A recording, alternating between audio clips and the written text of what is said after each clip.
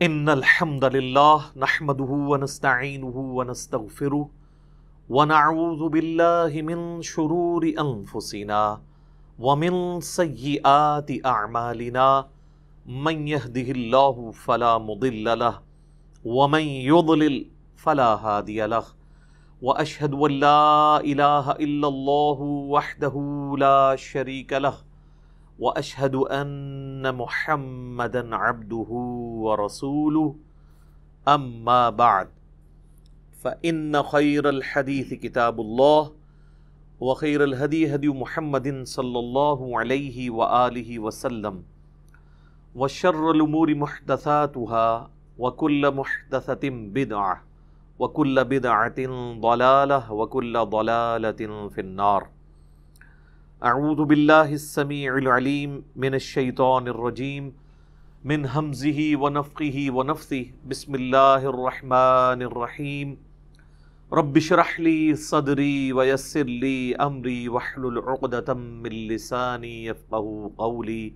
بسم اللہ الرحمن الرحیم ان اللہ وملائکتہ یصلون علی النبی یا ایہا الذین آمنوا صلوا علیہ وسلموا تسلیما. اللہم صل علی محمد وعلی آل محمد کما صلیت علی ابراہیم وعلی آل ابراہیم انک حمید مجید. اللہم بارک علی محمد وعلی آل محمد کما بارکت علی ابراہیم وعلی آل ابراہیم انک حمید مجید.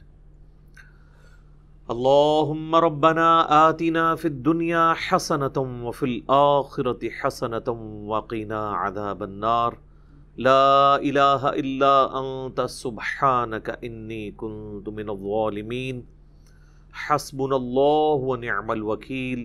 یا حی یا قیوم برحمتک استغیث ولا حول ولا قوة الا باللہ العلی العظیم. ربنا آتنا من لدنک رحمۃ وہیئ لنا من امرنا رشدا. آمین. آج اللہ کا نام لے کر ہم سورہ آل عمران کا آغاز کر رہے ہیں. الحمدللہ. سورۃ البقرہ اور سورہ آل عمران یہ جوڑے کی فارم میں ہے. میں نے قرآن حکیم کے جو تعارفی لیکچرز تھے ان میں بتایا تھا کہ قرآن حکیم کی صورتیں جوڑوں کی فارم میں ہیں، اور یہ اللہ تعالیٰ کی سنت ہے. اللہ تعالیٰ نے اپنی مخلوقات بھی جوڑوں کی شکل میں پیدا فرمائی ہیں. سورہ الذاریات میں آتا ہے نا کہ اللہ تعالیٰ نے ہر شے کو جوڑے کی شکل میں پیدا فرمایا ہے، اور اس میں حکمت یہ پوشیدہ ہے کہ بغیر جوڑے کے اگر کوئی ہستی ہے تو صرف اللہ کی ہستی ہے. اس میں بھی ایک توحید کا پیغام موجود ہے. انسانوں میں بھی مرد و عورت جوڑا ہے، جانداروں میں بھی، نباتات کے اندر بھی، حیوانات کے اندر بھی. جوڑا جب بھی کسی چیز کا ہوتا ہے وہ دونوں چیزیں کمپلیمنٹری مل کے ایک مقصد کو پورا کرتی ہیں. مرد اور عورت دونوں میں سے ایک بھی اگر لنک مسنگ ہو جائے تو انسانیت کی نسل کا سلسلہ آگے نہیں چل سکتا. تو یہ دونوں مل کر ایک مقصد کو پورا کرتے ہیں. بالکل اس طریقے سے قرآن حکیم کی بھی جو صورتیں جوڑوں کی فارم میں ہیں وہ مل کے ایک مقصد کو پورا کرتی ہیں. کچھ حصہ ایک پورشن میں ہوتا ہے اور کچھ دوسرے میں، اور عموماً یہ سائملٹینیس کنٹراسٹ ہوتا ہے. اس کی بڑی واضح مثال جو ہے وہ سورۃ الفلق اور سورۃ الناس ہے.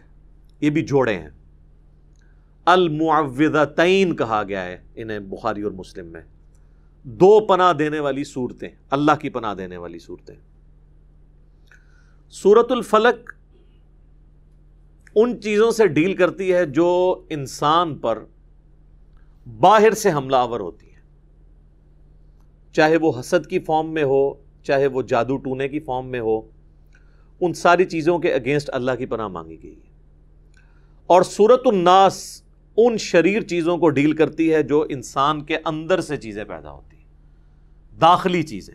وہ خارجی چیزوں کو اور یہ داخلی چیزوں کو. تو یہ دونوں مل کے ایک مقصد کو پورا کرتے ہیں، اور وہ یہ ہے کہ اللہ تعالیٰ کی پناہ حاصل کی جائے ہر اس چیز کے شر سے جو اس نے پیدا فرمائی ہے، چاہے وہ ایکسٹیریئر میں ہو یا انٹیریئر میں ہو۔ ظاہر ہے کہ شیطان کا خالق بھی اللہ ہے، اور انسان کے نفس کا خالق بھی اللہ ہے، تو شر یا خیر دونوں چیزیں اللہ کی طرف سے ہوتی ہیں، باقی انسان کی چوائس ہے کہ وہ کیا چوز کرتا ہے۔ بالکل اس طریقے پر سورۃ البقرہ اور سورہ آل عمران بھی جوڑے کی فارم میں ہے۔ سورۃ البقرہ کا مرکزی ٹاپک سابقہ امت مسلمہ بنی اسرائیل کہ ایک خاص طبقے کو دعوت توحید اور دعوت رسالت پیش کی گئی، اور وہ تھے جیوز، یہودی۔ بنی اسرائیلی میں ایک اور طبقہ ہے کرسچنز کا، نصارہ کا، ان کو یہ صورت ڈیل کرتی ہے سورہ آل عمران، اور خصوصاً اس کی ابتدائی جو آیات ہیں تقریباً 80 کے قریب، جب نبی صلی اللہ علیہ وآلہ وسلم کی مبارک دعوت پھیلنا شروع ہوئی تو پوری دنیا میں بڑے بڑے حکمرانوں کے کان کھڑے ہو گئے، خصوصاً جب آپ نے خط لکھنے شروع کیے رومن امپائر کو، پرشین امپائر کو، تو ظاہر ہے مذہبی طبقہ بھی اس وقت حرکت میں آیا۔ نجران کے عیسائی تھے، تو وہ نبی علیہ السلام سے مجادلہ کرنے کے لیے یا مناظرہ کہہ لیں، اور الٹیمیٹلی مباہلہ کرنے کے لیے آئے۔ تو ان کے آنے سے پہلے اللہ تعالیٰ نے نبی علیہ السلام کو کرسچنز کے جو فرسودہ نظریات تھے ان پر ایجوکیٹ کیا اس صورت کے ذریعے، اور علمی دلائل سامنے رکھے، اور اسی میں پھر آیت مباہلہ بھی ہے سورہ آل عمران کی آیت نمبر 61، وہ انشاءاللہ جب آئے گی تو میں ڈسکس کروں گا۔ تو اس صورت کا مرکزی ٹاپک سابقہ امت مسلمہ بنی اسرائیل، ان میں سے بھی جو کرسچنز ہیں ان کی غلطیوں کو ہائی لائٹ کرنا اور دعوت حق ان کے سامنے رکھنا، یہ مرکزی ٹاپک ہے۔ اس کے علاوہ اور ٹاپک بھی آئے ہیں۔ غزوہ احد کی لائیو کمنٹری اس کے اندر 60 آیات کے اوپر ہے، جو مسلمانوں سے ایک نبی علیہ السلام کی نافرمانی ہوئی، جس کے سبب ایک واضح فتح جو ہے وہ شکست میں بدل گئی، تو اس پہ جو مسلمانوں کی سرزنش ہے وہ بھی اس کے اندر ڈسکس ہوئی ہے۔ سورہ آل عمران جو ہے یہ جوڑا ہے سورۃ البقرہ کا، اس کو سپورٹو وہ صحیح مسلم کی حدیث ہے کہ اللہ کے محبوب صلی اللہ علیہ وآلہ وسلم نے ارشاد فرمایا، قرآن پڑھا کرو، قرآن قیامت والے دن اپنے پڑھنے والے کے حق میں اللہ کے حضور سفارش کرے گا۔ اور پھر ساتھ ہی آپ نے فرمایا کہ یہ جو دو صورتیں ہیں سورۃ البقرہ اور سورہ آل عمران، یہ الزہراوین ہیں، دو روشن صورتیں، یہ قیامت والے دن دو بادلوں کی شکل میں یا پرندوں کے غول کی شکل میں آئیں گی، اور اپنے پڑھنے والے کے لیے اللہ کے حضور جھگڑا کریں گی کہ اس کی بخشش ہو جائے۔ تو یہ اسپیسیفکلی نبی علیہ السلام نے ان دونوں صورتوں کا ذکر کیا، جس میں یہ اشارہ موجود ہے، آپ نے ان دونوں کو ملا کر کہا الزہراوین، دو چمکدار صورتیں، تو یعنی یہ جوڑے کی فارم میں نازل ہوئی ہیں۔ پھر اس صورت کا جو اینڈ ہے وہ بھی بڑا جاندار ہے، بخاری اور مسلم دونوں میں حدیث ہے کہ نبی صلی اللہ علیہ وآلہ وسلم جب تہجد کے لیے اٹھتے تھے تو آپ صلی اللہ علیہ وآلہ وسلم وضو کرنے سے پہلے آسمان کی طرف دیکھ کر سورہ آل عمران کی 11 آیات پڑھا کرتے تھے، نماز میں نہیں، وضو کرنے سے بھی پہلے۔ ان فی خلق السماوات والارض واختلاف اللیل والنہار آنورڈ اینڈ تک۔ جس طرح سورۃ البقرہ کی آخری 3 آیات بہت اہم ہیں، جن پہ میں نے پورا لیکچر پچھلا دے دیا تھا 42 قرآن کلاس، اسی طریقے سے سورہ آل عمران کی بھی جو آخری 11 آیات ہیں وہ سورۃ البقرہ سے بھی آپ سمجھ لیں زیادہ جاندار ہیں اپنے مضمون کے اعتبار سے، دعاؤں کے اعتبار سے۔ اسی لیے ان 11 آیات کے اوپر میں نے ایک بڑا ڈیٹیل لیکچر الگ سے ریکارڈ کروایا تھا، مسئلہ نمبر نیو 64 کے عنوان سے۔ ہدایت تک پہنچنے کے لیے 5 بنیادی سٹیپ کیا ہیں، وہ ان 11 آیات کی روشنی میں۔ اب یہ چونکہ جوڑا ہے تو جوڑے میں کچھ چیزیں کامن ہوتی ہیں، کچھ ریسیپروکل ہوتی ہیں۔ کامن چیز آپ دیکھ لیں کہ سورۃ البقرہ کا آغاز بھی الف لام میم سے ہو رہا ہے، اور سورہ آل عمران کا آغاز بھی سیم انہی الفاظ کے ساتھ ہے۔ سورۃ البقرہ کے آغاز میں بھی اللہ تعالیٰ نے قرآن کی تعریف کی ہے، ذالک الکتاب لا ریب فیہ، اور سورہ آل عمران کے آغاز میں بھی آپ کو قرآن کی تعریف ملے گی، اور اس سے نیکسٹ اس سے بہتر فارم کے اندر، کیونکہ تورات اور انجیل کا ذکر آئے گا اور پھر الفرقان کا ذکر۔ تو جس طرح ایک جوڑے کے اندر کچھ چیزیں کامن ہوتی ہیں اور کچھ مختلف ہوتی ہیں، بالکل اس طریقے سے ان صورتوں کے جوڑوں کے اندر بھی کچھ چیزیں کامن ہوتی ہیں، جس سے پتہ چلتا ہے کہ یہ جوڑے کی فارم کے اندر ہے۔ اور وہ حروف مقطعات سے شروع ہونا، قرآن کی تعریف سے شروع ہونا سورۃ البقرہ کا، اور اینڈ پر دعائیں۔ سورہ آل عمران بھی بالکل اسی فارم کے اندر ہے، حروف مقطعات سے شروع ہونا، اللہ نے قرآن کی تعریف بیان کی ہے، اور اینڈ اس کا ہوا ہے ان بہترین دعاؤں کے اوپر۔ اب اللہ کا نام لے کر شروع کرتے ہیں سورہ آل عمران کو۔ آل عمران اسے اس لیے کہا گیا کہ سیدنا عمران علیہ السلام سیدہ مریم سلام اللہ علیہا کے والد تھے، یعنی حضرت عیسیٰ علیہ السلام کے نانا۔ تو یہ آگے چل کر ذکر آئے گا آل عمران کا۔ تو چونکہ آل عمران کا ذکر ہو رہا ہے، یعنی عمران کی اولاد کا، ان میں سیدہ مریم اور پھر ان کے آگے بیٹے عیسیٰ ابن مریم۔ سورہ آل عمران جو ہے قرآن حکیم کی چند بڑی جاندار صورتوں میں سے ہے۔ آپ دیکھیں گے کہ ان کے جو مضامین کی گہرائی اور ڈائیورسیفیکیشن اور جو اس کا ٹیسٹ ہے سورہ آل عمران کا، ایک یونیک ٹیسٹ ہے الحمدللہ۔ ایک اور حدیث میں بیان کر دوں یہاں پر اسی کانٹیکسٹ میں، سنن ابی داؤد کے اندر صحیح سند سے حدیث ہے، مشکات میں بھی آپ کو دوسری جلد میں مل جائے گی۔ اللہ تعالیٰ کے جو اسماء اور ناموں کے اعتبار سے، اسماء اعظم جو اللہ کے بڑے نام ہیں، جن کی وجہ سے اگر اللہ کی طرف رجوع لایا جائے تو دعا کی قبولیت ہوتی ہے، اس حوالے سے سنن ابی داؤد میں ایک حدیث ہے کہ نبی صلی اللہ علیہ وآلہ وسلم نے فرمایا کہ اللہ تعالیٰ کے جو اسماء اعظم ہیں، جسے ہم یہ اسم اعظم بھی کہتے ہیں، وہ قرآن حکیم کی 2 آیات کے اندر ہیں، ایک سورۃ البقرہ کی اور ایک سورہ آل عمران کی۔ سورۃ البقرہ کی آیت ہے وَإِلَٰهُكُمْ إِلَٰهٌ وَاحِدٌ لَا إِلَٰهَ إِلَّا هُوَ الرَّحْمَٰنُ الرَّحِيمُ۔ اب اس میں ظاہر ہے پتہ چل گیا کون سے اسماء ہیں، اللہ آ گیا، الرحمن الرحیم، لا الہ الا اللہ بھی آ گیا۔ اور پھر آپ علیہ السلام نے آل عمران میں شروع کی آیات تلاوت کی، الف لام میم اللہ لا الہ الا هو الحی القیوم۔ تو الحی اور القیوم یہ بھی اسماء اعظم میں سے ہے، اور حروف مقطعات بھی اس کے اندر آ گئے۔ جامعہ ترمذی میں ایک حدیث ہے 593 نمبر انٹرنیشنل نمبر کے مطابق، ایک شخص نے دعا میں جلدی کی اور اللہ تعالیٰ کی حمد کے بغیر ہی دعا کرنی شروع کر دی اور درود شریف بھی نہیں پڑھا۔ تو نبی صلی اللہ علیہ وآلہ وسلم نے فرمایا کہ اس سائل نے جلدی کی۔ پھر آپ نے بلا کے اسے فرمایا کہ جب بھی تم اللہ سے دعا کرو پہلے اس کی حمد کرو، اس کے بعد مجھ پر درود پڑھو اور پھر اللہ سے مانگو۔ اتنے میں ایک اور شخص آیا، اس نے خود بخود یہی عمل کیا، وہ ابن مسعود تھے رضی اللہ تعالیٰ عنہ۔ تو نبی علیہ السلام نے فرمایا سل تعطا، سل تعطا، تو مانگ تجھے دیا جائے گا، تو مانگ تجھے دیا جائے گا۔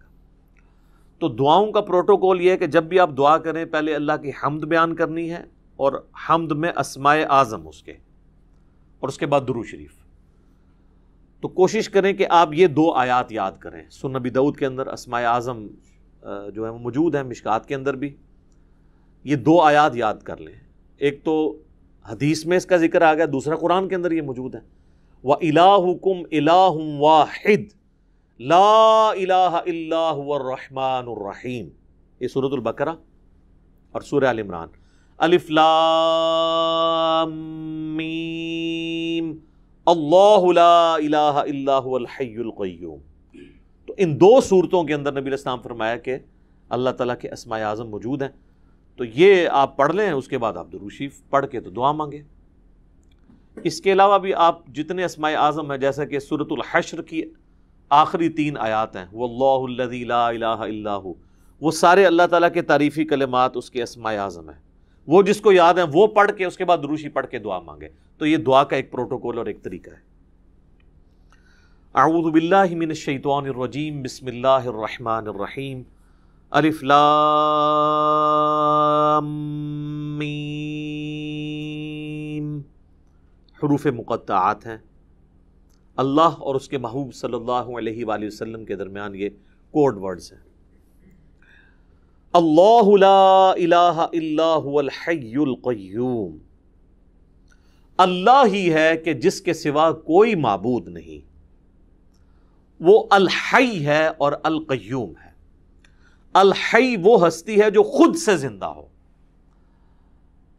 کائنات میں ایک ہی ہستی ہے جو خود سے زندہ ہے، باقی سب کی زندگی ادھار ہے، مستار ہے، چاہے کوئی فرشتہ ہو، کوئی پیغمبر ہو، کوئی جن ہو، کوئی عام انسان ہو، کوئی جاندار ہو، کوئی بے جان ہو، ہر ایک کی زندگی ادھاری ہے، اللہ کے دینے پر ہے۔ جب تک وہ چاہے گا رہے گی، جب وہ چاہے گا ختم کر دے گا۔ کل نفس ذائقۃ الموت، ہر جان نے موت کا مزہ چکھنا ہے، سارے فرشتوں نے مرنا ہے، سارے پیغمبروں نے مرنا ہے، سارے جنات نے مرنا ہے، سارے انسانوں نے مرنا ہے۔ یہ موت ہر مخلوق کی ڈیسٹنی ہے، یہ تقدیر میں چیز طے ہے۔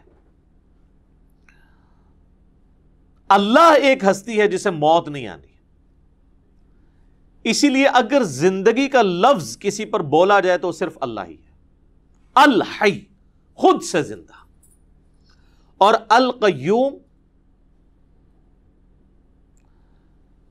قائم رکھنے والا، ساری کائنات اس کی وجہ سے قائم ہے، اس کا اگر امر پیچھے سے ہٹ جائے تو کوئی بھی چیز اپنی جگہ پرفارم نہیں کر سکتی۔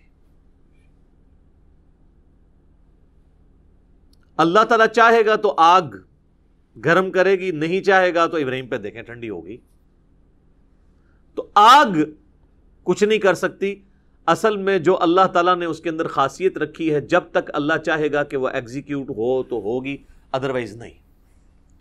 یہ ہے القیوم، اللہ نے ہر چیز کو تھاما ہوا ہے، خود سے زندہ ہے اور ہر چیز کو تھامے ہوئے ہے۔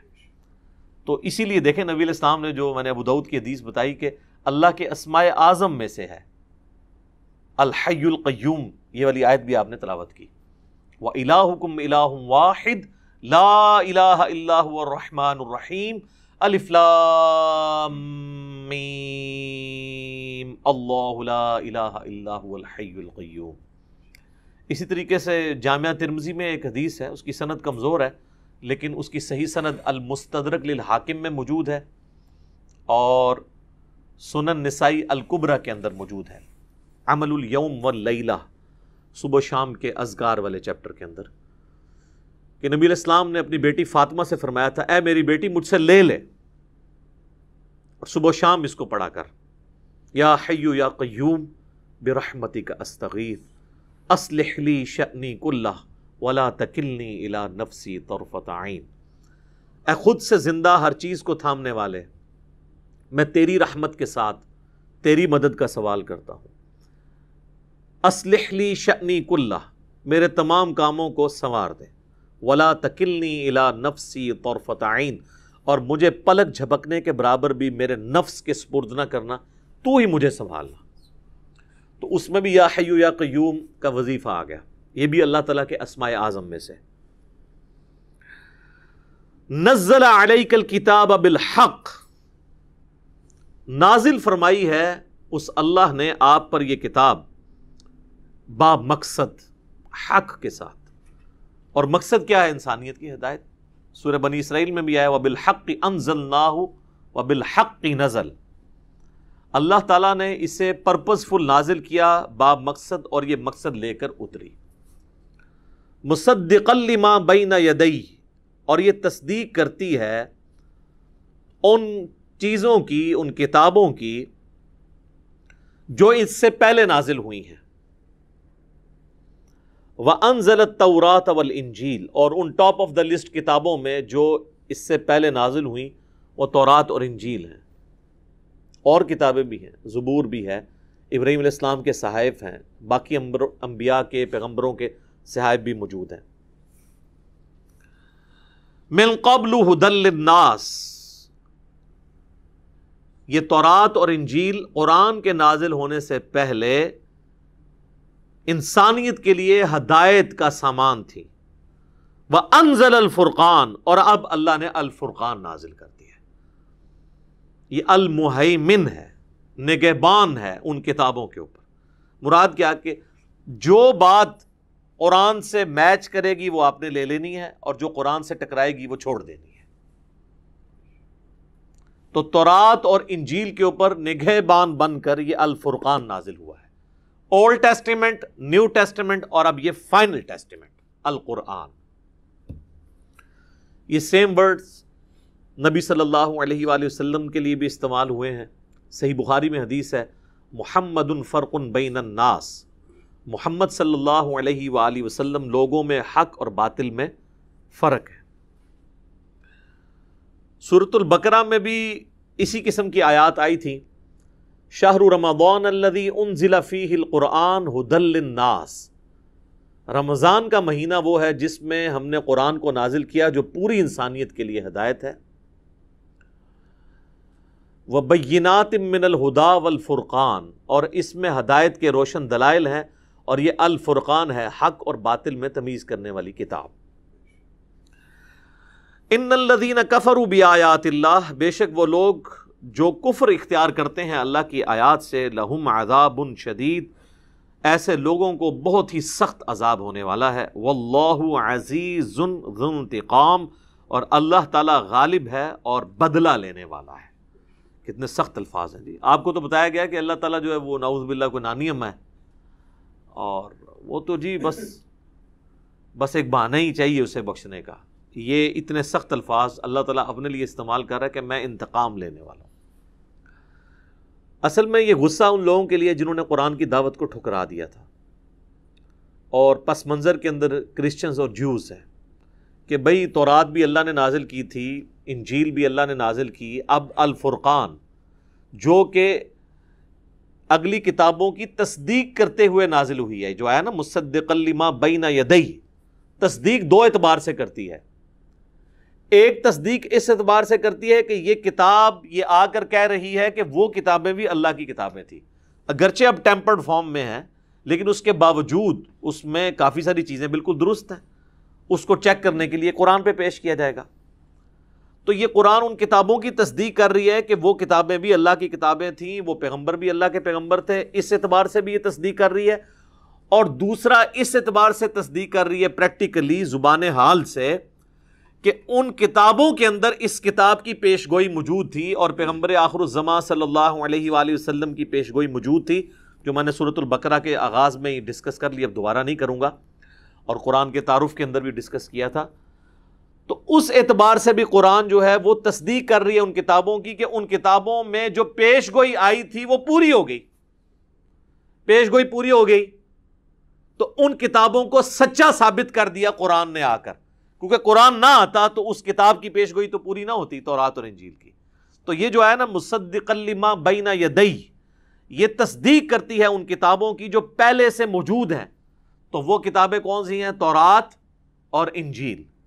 وہ کتابیں جو پہلے سے موجود تھی ان کی تصدیق کرنے والی ہے، پریکٹیکلی بھی تصدیق کرنے والی کہ اس میں جو پیش گوئی تھی وہ پوری ہوئی، اور اس اعتبار سے بھی تصدیق کرنے والی کہ ان کتابوں کو وہ اللہ کی کتابیں مان رہی ہے.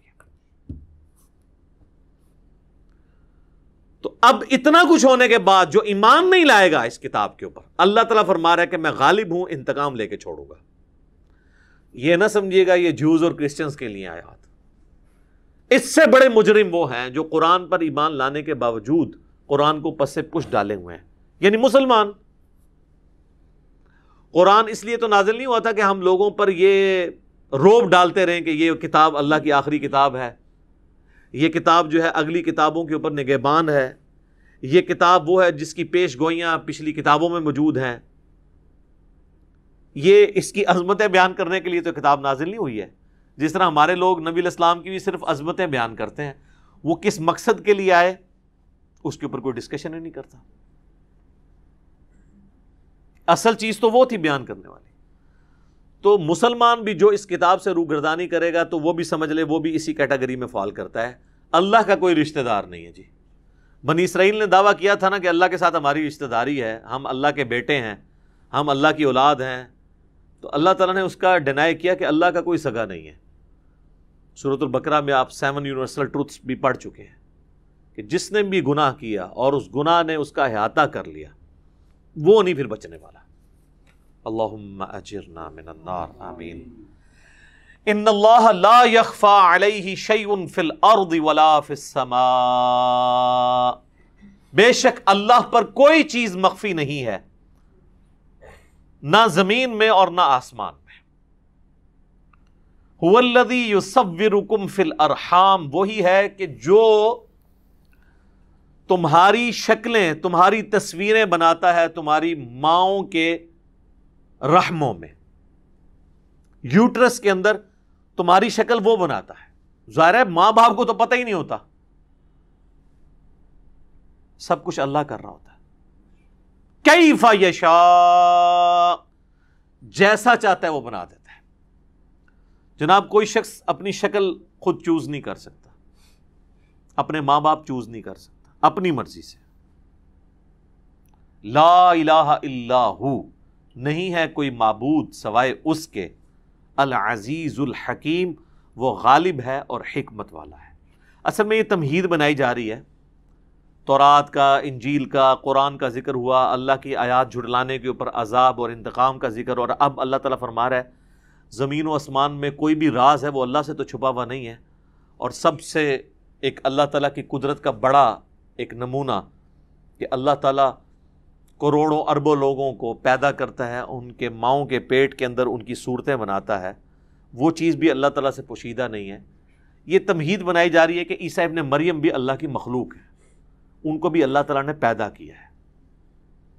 ایک باپ والا ایلیمنٹ ان کا مسنگ تھا، لیکن ماں کے پیٹ میں تو انہوں نے بھی اپنا وقت گزارا۔ هو الذی انزل علیک الکتاب، اب یہ سورہ آل عمران کی 7 نمبر آیت ہے جس کے اوپر میں نے تعارف قرآن میں بھی ڈیٹیل سے ڈسکشن کی تھی، آج اتنی ڈیٹیل میں نہیں جاؤں گا۔ قرآن کے قاری کو اس آیت کا تعارف ہونا ضروری ہے، ادروائز وہ مشکل میں پڑ جائے گا۔ اللہ تعالیٰ فرما رہا ہے کہ هو الذی انزل علیک الکتاب، وہی ہے جس نے اے نبی صلی اللہ علیہ وآلہ وسلم آپ پر یہ کتاب نازل کی، منہ آیات محکمات، جس میں کچھ آیات ہیں جو محکم ہیں۔ محکم آیات کون سی ہیں؟ جن میں اللہ نے احکام واضح کیے، نماز پڑھو، زکوٰۃ دو، حج کرو، زنا سے بچو، چوری سے بچو، قتل ناحق سے بچو، یعنی جو حرام چیزیں ہیں ان سے بچنے کا حکم، اور جو فرض کی گئی ہیں آبلیگیٹری چیزیں ہیں ان کو کرنے کا حکم، وہ ہیں محکم آیات۔ اور یہی اصل یعنی جو پرپز ہے قرآن کا وہ وہی آیات ہیں۔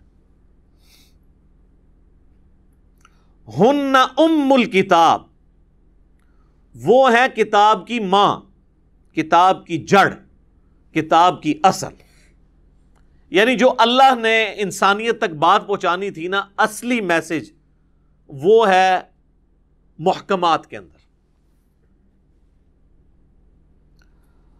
وَأُخَرُ مُتَشَابِهَاتٍ، اور چند ایک دوسری آیات ہیں جو متشابہ آیات ہیں۔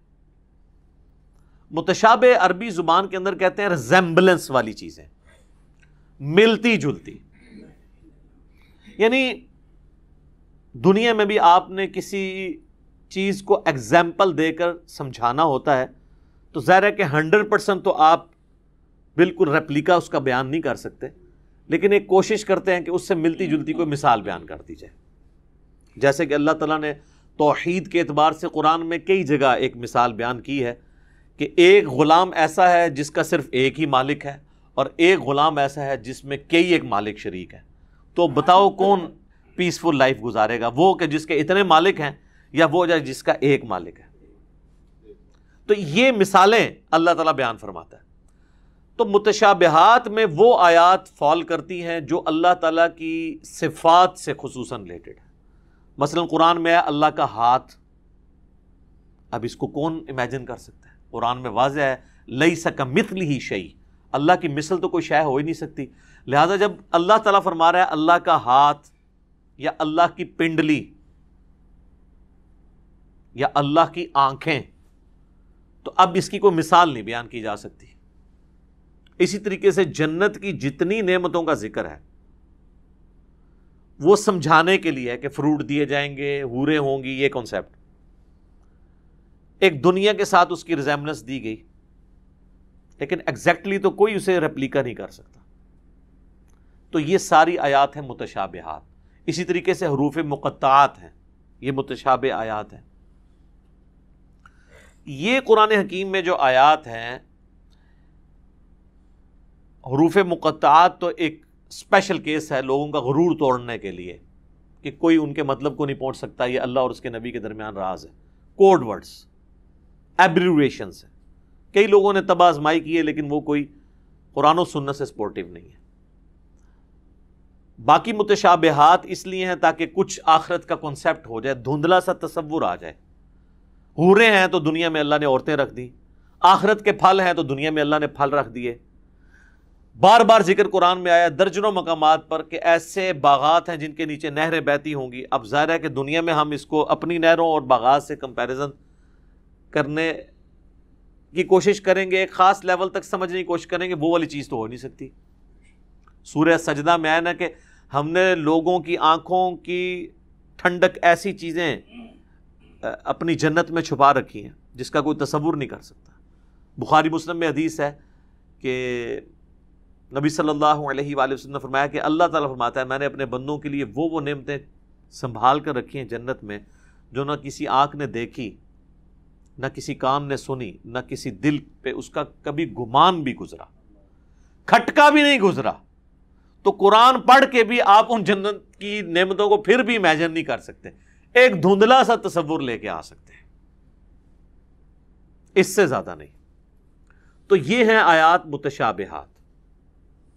اور بعض جگہ تو اللہ تعالیٰ کیٹاگوریکلی متشابہات کو مینشن بھی کر دیتا ہے، جیسے کہا گیا وَلَا تَقُولُوا لِمَن يُقْتَلُ فِي سَبِيلِ اللَّهِ أَمْوَاتٌ، مت کہو ان کو جو اللہ کی راہ میں قتل کر دیے جائیں کہ وہ مردہ ہیں، بلکہ وہ تو زندہ ہیں لیکن تمہیں ان کی زندگی کا شعور نہیں ہے. تو اب جب کہہ دیا کہ تمہیں زندگی کا شعور نہیں ہے تو یعنی نو انٹری کا بورڈ لگا دیا اللہ نے کہ بس اس کو یوں ہی سمجھنا ہے کہ وہ آخرت کی زندگی ہے، اس کا تمہیں شعور نہیں ہے.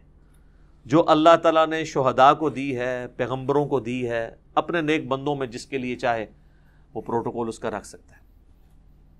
جو سنن ابی داؤد میں حدیث ہے، المصنف ابن ابی شیبہ میں بھی اس کو سپورٹیو سیدنا عمر کا قول موجود ہے کہ انبیاء کرام علیہ السلام کے جسم اپنی قبروں میں سلامت ہیں، اللہ نے حرام کیا ہے مٹی کے لیے کہ ان کے جسموں کو کھائے. یہ حدیث ہے ان اللہ حرم علی الارض ان تأکل اجساد الانبیاء، سنن ابی داؤد کے اندر یہ حدیث موجود ہے صحیح سند کے ساتھ. اور مصنف ابن ابی شیبہ میں سیدنا عمر کا قول ہے کہ اللہ کے نبیوں کے جسموں کو نہ تو آگ جلاتی ہے، نہ مٹی کھاتی ہے، اور نہ درندے اس کو نقصان پہنچا سکتے. اب یہ پروٹوکول پیغمبروں کو اللہ تعالیٰ نے دیا ہے. حیات النبی پہ میرا مسئلہ نمبر 5 دیکھ لیں، ایک بڑا ڈیٹیل لیکچر ہے، وہ اب میں دوبارہ سے اس پہ ڈسکشن نہیں کر سکتا. اللہ تعالیٰ جس کو بھی پروٹوکول دے.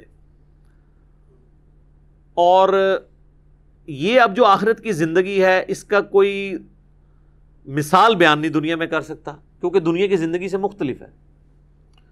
میں نے اس میں بھی یہ عرض کیا تھا کہ آج بھی اگر قبر رسول کھودی جائے تو آپ صلی اللہ علیہ وآلہ وسلم کا جسم مبارک بالکل ویسے ہوگا جیسا کہ دفناتے وقت تھا، لیکن اس میں کوئی سانس نہیں چل رہی ہوگی، وہ جسم سلامت ہے، اس میں زندگی موجود ہے، لیکن بغیر سانس کے، بغیر کھائے پیے، بغیر ٹوائلٹ کے، اس زندگی کا آپ تصور بھی نہیں کر سکتے۔ تو یہ ہے متشابہ چیزیں، اس کے پیچھے نہیں پڑنا۔ اللہ تعالیٰ نے فرمایا کہ جو محکم چیزیں تھیں، جو میری تم سے ڈیمانڈ تھی، وہ محکمات ہیں۔ اسی طریقے سے قرآن حکیم میں جو تقدیر سے متعلق آیات ہیں وہ متشابہ آیات ہیں، بس جتنا بتایا گیا اس کے اوپر ایمان لے کر آنا ہے، اس سے آگے نہیں بڑھنا۔ وہ ساری کی ساری چیزیں ایمان بالغیب سے تعلق رکھتی ہیں۔ اب فرشتے ہیں، اب فرشتوں کو کوئی کیا بریف کر سکتا ہے کہ کس قسم کے فرشتے ہوں گے؟ کوئی مثالیں نہیں بیان کی جا سکتی، بس ہمیں ایمان لانے کا کہا گیا۔ ہمارے لیے تو فرشتے بھی متشابہات میں سے۔ اب اللہ تعالیٰ ایک ورڈکٹ دے رہا ہے یہاں پر، فَأَمَّا الَّذِينَ فِي قُلُوبِهِمْ زَيْغٌ، پس وہ لوگ جن کے دلوں میں ٹیڑھ پن ہوتا ہے، فَيَتَّبِعُونَ مَا تَشَابَهَ مِنْهُ ابْتِغَاءَ الْفِتْنَةِ، تو وہ متشابہ آیات کے پیچھے پڑے رہتے ہیں تاکہ کوئی فتنہ کھڑا کر دے۔ دیکھنے نا، آپ کی پوری امت نے فتنہ کھڑا کیا ہوا ہے۔ کہتے ہیں جی قرآن میں لکھا ہے شہید زندہ ہے، تو جب شہید زندہ ہے تو جا کے اسی قبر پہ اس سے مانگنا شروع کر دو۔ کہتے ہیں زندہ سے تو مانگ سکتے ہیں نا، تو پھر مجھ سے پکی لے لیں کہ یہ زندہ بندے جو میرے سامنے بیٹھے ہیں، میں ان سے کہوں مجھے پانی پلا دو تو پلا دیں گے۔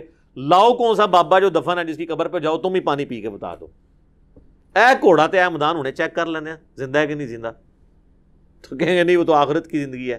تو پھر مدد کہاں سے ہوئی؟ جو پانی کا گلاس نہیں آپ کو پکڑوا سکتا، آپ اس کو یا شیخ عبد القادر جنانی کہہ کے مدد کے لیے پکار رہے ہیں۔ عقل کام کرتی ہے؟ اور اتنی عقل تو ایتھیسٹ کے اندر بھی موجود ہے، یہ چول تو وہ بھی نہیں مارتے جو الہامی کتابوں کے ماننے والے، ایاک نعبد و ایاک نستعین پڑھنے والے، وہ مار رہے ہیں۔ اور دوسری طرف ان کو ذرا سا مثال دے کے سمجھائیں تو فوراً سمجھ آ جائے گی کہ بارش کون برساتا ہے؟ اللہ۔ ڈیوٹی کس کی ہے؟ فرشتوں کی۔ بارش فرشتوں سے مانگی جاتی ہے یا اللہ سے؟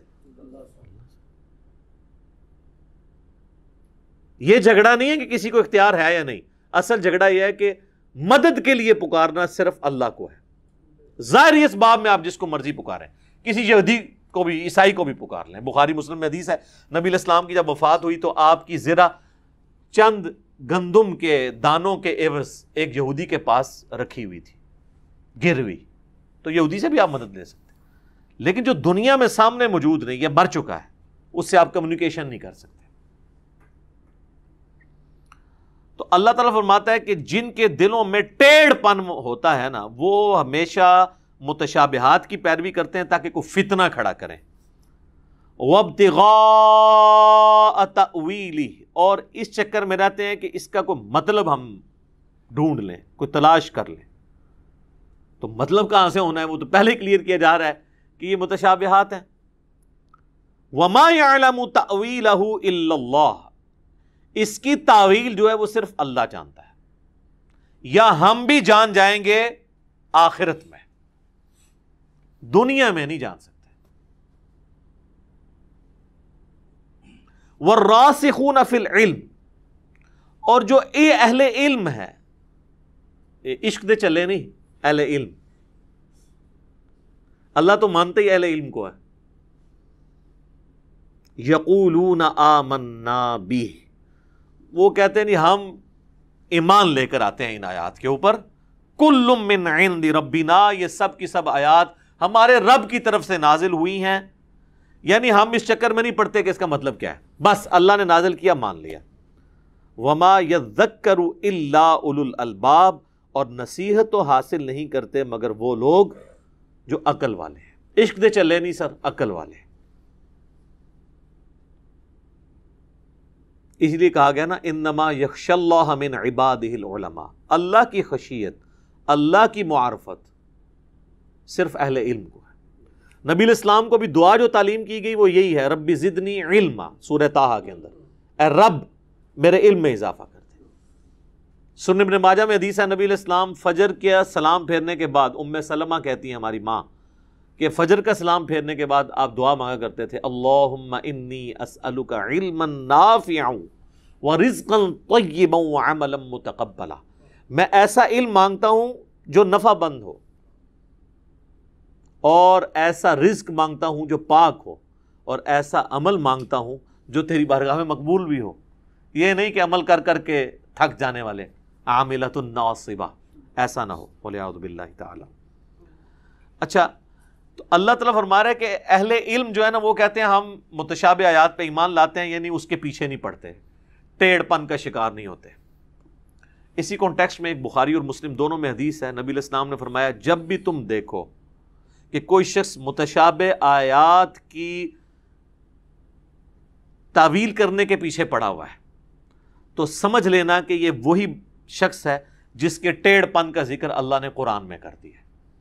تو یہ جتنے بھی اس طرح کی آیات کے پیچھے پڑے ہوئے ہیں نا جی، تو وہ ٹیڑھ پن کا شکار ہوئے ہیں۔ آپ دیکھ لیں امت کیا کر رہی ہے، یعنی یہ حروف مقطعات کے تعویذ بن کے گلے میں لٹکے ہوئے ہیں اور دکانوں کے اوپر لٹکائے ہوئے ہیں، اور اس کو پروموٹ کیا جا رہا ہے۔ یہ سب کے سب ٹیڑھ پن کا شکار ہے۔ تو نبی علیہ السلام فرمایا کہ اگر کوئی ایسا کرتے ہوئے دیکھو تو سمجھ لو یہ وہی لوگ ہیں جن کا قرآن میں ذکر کیا گیا۔ اچھا، ایک اور میں علم کی ایک یہاں بات ڈسکس کروں۔ یہ آیت ہے جسے اہل تشیع نے مس یوز کیا ہے۔ اہل تشیع چونکہ ایک امامت کا عقیدہ رکھتے ہیں، جس کی وجہ سے ہم ان سے یعنی بنیادی اختلاف رکھتے ہیں عقیدہ امامت کے اعتبار سے۔ اس پہ میرا یوٹیوب پہ ایک کلپ بھی موجود ہے۔ اب خیر کئی سو سال تک دھکے کھانے کے بعد ان کو بات سمجھ آ گئی ہے، میں نے اسی کلپ کے اندر ڈسکس کیا ہے۔ تو اس میں جو بنیادی آیت جس کے اوپر عقیدہ امامت کھڑا ہے نا وہ یہی ہے۔ وہ کہتے ہیں جو قرآن میں ہے نا کہ متشابہ آیات ہیں اور ان کی تعویل صرف اللہ جانتا ہے، تو یہاں پر آپ دیکھیں اس آیت میں وما یعلم تأویلہ الا اللہ، الا اللہ کے بعد وقف ہے، دیکھیں آپ نے، یعنی یہاں پہ بات رک جائے گی کہ اس کی تعویل تو نہیں جانتا مگر اللہ۔ اور پھر اگلی بات ہے والراسخون فی العلم، اور جو اہل علم ہے نا وہ تو کہتے ہیں ہم ایمان لے کر آئے۔ اب وہ کیا دو نمبری کرتے ہیں، وہ عقیدہ امامت کو ثابت کرنے کے لیے بیچ میں سے وقف نکال دیتے ہیں، وہ کہتے ہیں وما یعلم تأویلہ الا اللہ والراسخون فی العلم، متشابہ آیات کی تعویل صرف اللہ جانتا ہے اور راسخ ہیں جو اہل علم وہ جانتے ہیں۔ اور پھر وہ ائمہ اکرام کے اوپر جھوٹ مانتے ہیں علیہم السلام، وہ تو ہم بھی ان کو مانتے ہیں۔ حالانکہ اس وقت پوری دنیا میں جہاں کہیں بھی مصحف مسلمانوں کے چھپے ہوئے ہیں اس میں یہاں پہ وقف موجود ہے۔ میں نے خود ایران کے چھپے ہوئے قرآن دیکھے ہیں، اسپیشلی شیعہ کی لائبریری میں جا کے، وہاں پہ بھی یہاں پہ وقف ڈلا ہوا ہے۔ پھر میں نے وہاں ان کے علماء کو بھی کہا کہ یہ دیکھ لیں اس قرآن پہ بھی یہاں پہ وقف ہے، تو آپ کس طرح یہ اٹھو مت بیٹھو، اٹھو مت کو علیحدہ کر دیں اور بیٹھو تو مطلب کیا ہے بیٹھ جاؤ، اور اگر اکٹھا پڑھیں اٹھو مت بیٹھو تو اس کا مطلب ہے اٹھو نہیں مت بیٹھو، اٹھو مت بیٹھو یعنی اٹھ جاؤ، بالکل الٹ ہو جائے گا۔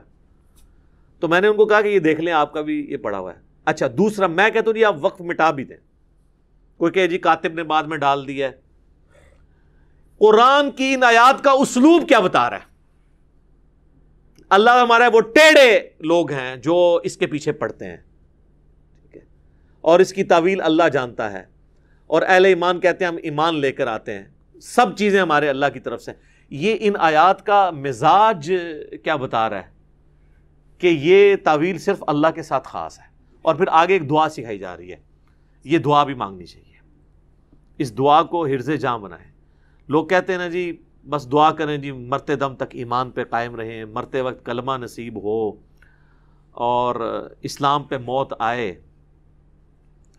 تو دعا کوئی قرآنی دعا یہ ہے، سورہ آل عمران کی آیت نمبر 8، ربنا لا تزغ قلوبنا بعد اذ ہدیتنا، اے رب ہمارے دلوں کو مت ٹیڑھا کرنا بعد اس کے کہ تو نے ہمیں ہدایت دی، وہب لنا من لدنک رحمہ، اور ہمیں اپنے پاس سے رحمت عطا فرما، انک انت الوہاب، بے شک تو بہت عطا فرمانے والا ہے۔ الوہاب وہ ہستی جو عطا فرمانے والی ہے۔ یہ ہے دعا استقامت کے لیے، اسے یاد کیا جائے۔ اسی طریقے سے جو جنازے پہ دعا پڑھی جاتی ہے جامعہ ترمذی، سنن ابی داؤد، سنن ابن ماجہ میں، اس کے اینڈ پہ بھی کیا آتا ہے؟ اللہم من احییتہ منا فاحیہ علی الاسلام، اے اللہ جب تک مجھے زندہ رکھنا، ہمیں زندہ رکھنا تو اسلام پر، ومن توفیتہ منا فتوفہ علی الایمان، اور جب تو ہمیں توفی کرنا، موت دینا، تو ایمان کی حالت میں موت دینا، آمین۔ تو یہ دعا بھی سکھائی جا رہی ہے ٹیڑھ پن سے بچنے کے لیے، کہ اہل ایمان جو علم میں راسخ ہے وہ کہتے ہیں اے اللہ ہمارے دلوں کو ٹیڑھا نہ کرنا۔ تو ٹیڑھا نہ کرنا مطلب کیا؟ ان لوگوں کے دل ٹیڑھے ہیں جو کہ متشابہات کے پیچھے پڑتے ہیں۔ تو جن راسخون فی العلم کی تعریف بیان ہو رہی ہے وہ تو خود یہ دعا کر رہے ہیں کہ اللہ ہمارے دلوں کو ٹیڑھا نہ کرنا، یعنی وہ جو ٹیڑھ پن والا کام ہے نا، متشابہات کے پیچھے پڑنے والا، وہ نہ میرے اندر آئے۔ تو یہ آیات خود حفاظت کر رہی ہیں، قرآن میں نہ باطل آگے سے داخل ہو سکتا ہے، نہ پیچھے سے، نہ دائیں سے، نہ بائیں سے۔ تو یہ وقف نہ بھی ہوتا نا، واللہ اس کے بغیر بھی قرآن کا اسلوب بتا رہا ہے کہ یہ وقف لازمی بنتا ہے یہاں پہ۔ ربنا انک جامع الناس لیوم لا ریب فیہ، اے رب ہمارے بے شک تو جمع فرمانے والا ہے سب لوگوں کو اس دن جس دن میں کوئی شک نہیں، یعنی قیامت کا دن۔ ان اللہ لا یخلف المیعاد، بے شک اللہ تعالی اپنے وعدے سے نہیں پھرتا۔ یعنی اس کے اندر ایک اللہ تعالیٰ کی طرف سے حوصلہ افزائی بھی ہے کہ اہل ایمان اللہ سے یہ دعا کرتے ہیں کہ اے اللہ ہمارے دلوں کو ٹیڑھا نہ رکھنا، ہمیں ایمان پہ قائم رکھنا، اور قیامت والے دن تو نے ہمیں جمع کرنا ہے، اور اس دن جس میں کوئی شک نہیں ہے، اور بے شک تو اپنے وعدے کی خلاف ورزی نہیں کرتا۔ یہ وعدہ کیا ہے؟ یہ دبے دبے الفاظ میں اللہ سے وہ بات کی جا رہی ہے کہ اے اللہ جو تو نے اپنے پیغمبروں کے ذریعے ہمیں وعدے دیے ہیں نا، کہ اگر ہم نے تیرے اس دین پہ زندگی گزاری تو ہمیشہ کی کامیابیاں ہمارا مقدر ہوں گی، تو اے اللہ تو اپنے وعدے سے نہیں پھرتا۔ وہ ساری نعمتیں جو اپنے پیغمبروں کے ذریعے ہمیں تم نے بشارتیں اللہ دی ہیں، وہ ساری نعمتیں عطا فرمانا، اور جو اپنے پیغمبروں سے ہمیں وعیدیں سنوائی تھیں، اور ہم نے ان وعیدوں کے ڈر کی وجہ سے تیری جو ہے وہ تابع فرمان تیرے رہے پوری زندگی، تیرے نبی کی اتباع کی صلی اللہ علیہ وآلہ وسلم، تو اے اللہ ان ساری چیزوں کے شر سے ہمیں بچا کے رکھنا، آمین۔ دیکھ لیں کتنی پیاری دعائیں ہیں۔ ان الذین کفروا لن تغنی عنہم اموالہم ولا اولادہم من اللہ شیئا، بے شک وہ لوگ جو کہ کفر اختیار کرنے والے ہیں، نہ تو ان کے مال اور نہ ان کی اولاد اللہ کے مقابلے پہ ان کو بچا سکتی ہے۔ یعنی قبائلی سسٹم میں جس کے بیٹے زیادہ ہوں وہ مضبوط ہوتا ہے، یا جس کے پاس مال ہو تو وہ مال کے ذریعے وہ کام کروا لیتا ہے جو باقی لوگ نہیں کروا سکتے۔ تو اللہ تعالیٰ فرما رہا ہے کہ ہمارے حضور اگر کوئی شخص جرم کے ساتھ قیامت والے دن حاضر ہوا تو نہ اس کی اولاد نہ اس کا مال کام آئے گا، وَلِعَوْذُ بِاللَّهِ تَعَالَى۔ وَأُولَئِكَ هُمْ وَقُودُ النَّارِ، اور وہی بدبخت لوگ ہوں گے جو آگ کا ایندھن بننے والے ہیں۔ اللہ کو تو کوئی دھونس نہیں لگا سکتا نا، نہ مال کی، نہ شفاعت بالوجاہت کی کہ وہ زبردستی کو بخشوا لے، بالاذن تو ہے، بالوجاہت نہیں، اور نہ کوئی دوستی یاری کام آ سکتی ہے۔ اس میں اشارہ جیوز اور کرسچنس کے لیے بھی تھا کہ اگر تمہیں کہیں یہ کوئی وہم ہو گیا نا کہ ہم ابراہیمی ہیں یا ہم اولاد یعقوب ہیں، بنی اسرائیل ہیں، تو اللہ تعالیٰ اس نسبت کی وجہ سے ہمیں چھوڑ دے گا، ایسا کوئی نہیں ہونا۔ اور اللہ نے کہا کہ دنیا میں ہم نے ایک کر کے بھی دکھایا، کدأب آل فرعون، جیسا کہ آل فرعون کے ساتھ ہوا، والذین من قبلہم، اور ان سے پہلے لوگوں کے ساتھ، کذبوا بآیاتنا، ان سب نے ہماری آیات کو، ہماری کتابوں کو جھٹلایا، فأخذہم اللہ بذنوبہم، تو اللہ نے پکڑ لیا ان کے جرائم کے بدلے، ان کے گناہوں کے بدلے ان کو۔ اب یہ بات جوز اور کرسچنس کو تو پتہ تھی نا کہ کیا ہوا تھا، موسیٰ علیہ السلام کو تو جوز بھی مانتے تھے اور کرسچن بھی۔ تو اللہ تعالیٰ فرما رہا ہے کہ جس طرح تمہارے آباء و اجداد، تمہاری تاریخ اس پر گواہ ہے کہ پیغمبر موسیٰ علیہ السلام کے مقابلے پہ جو لوگ کھڑے ہوئے اور ان سے پہلے بھی انبیاء کے مقابلے پہ اللہ نے ان کو تباہ و برباد کیا، تو اب یہ جو ہمارے آخری پیغمبر محمد رسول اللہ صلی اللہ علیہ وآلہ وسلم آئے ہیں، ان کی بھی مخالفت کرو گے تو بچنا تم نے کوئی نہیں ہے. پھر اللہ نے دیکھا نا جی, رومن امپائر بھی ڈھیر ہوئی ہے, پرشین امپائر بھی ڈھیر ہوئی ہے. واللہ شدید العقاب, اور اللہ تعالی عذاب دینے میں بہت سخت ہے. والعیاذ باللہ تعالی. اللہم اجرنا من النار, آمین. قل للذین کفروا ستغلبون وتحشرون الی جہنم. اے نبی فرما دو, اے کافرو, ان کافروں سے فرما دو کہ عنقریب تم اس زمین میں بھی مغلوب ہو جاؤ گے. یعنی اللہ تعالیٰ ہمیں غلبہ دے گا.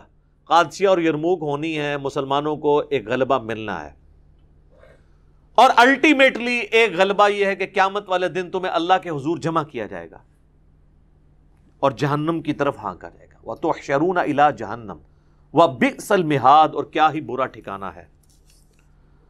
قَدْ كَانَ لَكُمْ آیَةٌ فِي فِئَتَيْنِ الْتَقَتَا, اور تمہارے لیے عبرت کا نشان ان دو گروہوں کا بھی میدان جنگ میں آمنے سامنے آنا ہے. یعنی اللہ تعالیٰ نے یہودیوں کو بھی یہ بتایا کہ دیکھ لو کہ بھی الٹیمیٹلی تم پہ بھی اللہ کے عذاب کا کوڑا پڑنا ہے, اور اس کی نشانی یہ ہے کہ غزوہ بدر میں دیکھو اللہ تعالیٰ نے کس طرح مدد کی تھی مسلمانوں کی. وہ دو گروہ جب ٹکرائے تھے تو وہاں پہ بھی تو اللہ تعالیٰ نے مدد کی تھی. اچھا, وہ غزوہ بدر میں مسلمانوں کو جب فتح ہوئی نا, تو یہ یہودیوں کے جو قبائل تھے تو وہ کہا کرتے تھے بنو نضیر اور بنو قینقاع کہ جی یہ تو عرب کے لوگوں سے تمہارا واسطہ پڑا تھا تو تم جیت گئے ہو, کبھی ہمارے ساتھ تمہاری جنگ ہوئی نا تو پھر تمہیں بتائیں گے کہ جوان مرد کیسے ہوتے ہیں. حالانکہ خود اتنے بزدل تھے کہ اوس و غزرے سے مارے کھایا کرتے تھے, لیکن ایک بڑک مارنے میں کیا ہے, ٹھیک ہے, جس طرح آپ ہمارے حکمرانوں کو بھی دیکھتے ہیں نا, جب اپوزیشن میں ہوتے ہیں تو ان کی بڑکیں سنیں کہ جی میری حکومت میں ایسے ہوا تو میں پھر اس طرح کا وزیر اعظم نہیں ہوں گا. آپ دیکھیں گے جناب کہ پھر میں وہ ایگزیکیوٹ کروں گا اپنی پاور کو. تو لیکن جب وہ خود وزیر اعظم بنتے ہیں تو بالکل اس سے بھی گئے گزرے. تو بڑھ کے مارنا تو آسان ہے. اللہ تعالیٰ فرما رہے کہ ان یہودیوں کی بڑکوں کے جواب میں ان کو بتاؤ کہ تم ایک بہت بڑی ایک چیز دیکھ چکے ہو کہ اللہ تعالیٰ نے مسلمانوں کی مدد کی ہے. ایک نہتی 300 کی فوج 1000 کی فوج کے اوپر غالب آ گئی ہے, تو یہ اللہ تعالیٰ کی مدد ہے. تو عنقریب مسلمانوں کا تم پہ بھی غلبہ ہوگا, اور آپ دیکھ لیں پھر ہوا ہے نا غلبہ. دو قبائل جو ہیں وہ تو ویسے ہی مدینہ بدر کر دیے گئے, اور بنو قریظہ تو ویسے ہی قتل ہوئے غزوہ خندق کے موقع پر جب انہوں نے عہد شکنی کی, اور پھر غزوہ خیبر میں بھی اللہ تعالیٰ نے مسلمانوں کو فتح دی. تو ابھی تک صرف غزوہ احد ہوئی, غزوہ بدر ہوئی ہے, اور اس کے بعد سے یہ آیات نازل ہوئی ہیں. فئۃ تقاتل فی سبیل اللہ وَأُخْرَى کافرہ, ان گروہوں میں سے ایک تو وہ تھا جو اللہ کی راہ میں لڑ رہا تھا, یعنی مسلمان محمد رسول اللہ صلی اللہ علیہ وآلہ وسلم اور ان کے جانثار ساتھی. وَأُخْرَى کافرۃ یرونہم مثلیہم, اور دوسرے تھے کافر اور مسلمان انہیں دیکھ رہے تھے اپنے سے دوگنا, رأی العین, اپنی آنکھوں سے.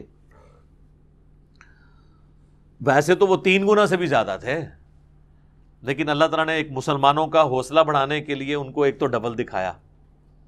اور ایک معنی اس کا یہ بھی ہو سکتا ہے کہ وہ جو کافر تھے نا وہ مسلمانوں کو اپنے سے ڈبل دیکھ رہے تھے, یعنی اللہ کی طرف سے ایک معجزے والا معاملہ, تاکہ ان کے اوپر رعب قائم ہو جائے. واللہ یؤید بنصرہ من یشاء, اور اللہ تعالی مدد فرماتا ہے اپنی طرف سے جس کی چاہتا ہے. ان فی ذلک لعبرۃ لأولی الابصار, بے شک اس کے اندر عبرت ہے ان لوگوں کے لیے جو آنکھیں رکھتے ہیں. آنکھیں تو سب کی ہیں, عبرت کی آنکھیں. عبرت کی آنکھیں ہوتی ہیں کہ آپ کوئی واقعہ دیکھیں تو اس سے کنسیو کریں کہ اب میں نے اپنے آپ کو ان واقعات کی روشنی میں کس طریقے سے امپروو کرنا ہے. بہت لوگ روڈ ایکسیڈنٹ دیکھتے ہیں, اینڈ رزلٹ یہی ہے کہ وہ جس طرح کی زندگی گزار رہے ہوتے ہیں اس طرح گزرتی ہے. ہاں وقتی طور پہ وہ استغفر اللہ پڑھ رہے ہوتے ہیں. کئی بار ایئر کریش سے جب کوئی جہاز بچ کے لینڈ کر جاتا ہے تو اس دوران جو چیخیں بلند ہوتی ہیں اور استغفار اور کلمے, اور لیکن یہ نہیں ہوتا کہ وہ جیسے ہی لینڈ کرتا ہے تو جتنی بے پردہ عورتیں ہیں وہ اندر سے ہی پردہ کر کے نکلتی ہیں. حالانکہ جب لینڈ کر رہا ہو یعنی وہ جب جہاز کانپ رہا ہوتا ہے نا اس وقت انہوں نے سب کچھ نیت کی ہوئی ہوتی ہے، لیکن جیسے ہی زمین پہ آتا ہے نا تو چینج. اور اسی چیز کو اللہ تعالیٰ نے قرآن میں فرمایا کہ اگر ہم سورۃ الانعام میں اگر ہم دنیا میں دوبارہ بھی انہیں بھیج دینا پھر بھی یہ وہی کام کریں گے جو پہلے کرتے رہے. یہ دنیا میں دوبارہ آئے ہوئے لوگ ہیں نا، ایئر کریش میں بچے ہوئے لوگ. یہ تو میں کہہ رہا ہوں کہ یعنی جہاز بچ گیا، کئی جگہ تو جہاز تباہ و برباد ہو جاتا ہے، کوئی ایک آدھ مسافر بچتا ہے، اس کو دیکھ لیں وہ بعد میں کون سی زندگی گزار رہا ہے. یہ بڑا مشکل کام ہے. زلزلے کے موقع پہ دیکھ لیں یہ کتنا بڑا ایک اللہ تعالیٰ کی طرف سے ایک آزمائش ہے، سیلاب کا موقع ہے، کتنی چیزیں ہیں یہ دنیا میں اللہ تعالیٰ نے رکھی ہیں. تو اللہ تعالیٰ مارا ہے کہ اس میں عبرت ہے ان کے لیے جو آنکھ والے ہیں. آنکھ والے وہ ہیں جو اپنی آنکھ سے جو کچھ دیکھتے ہیں نا اس سے عبرت حاصل کرتے ہیں، نہ کہ یہ کہ بس ایک سٹوری کی طرح دیکھا اور دیٹس آل. ایسا نہیں.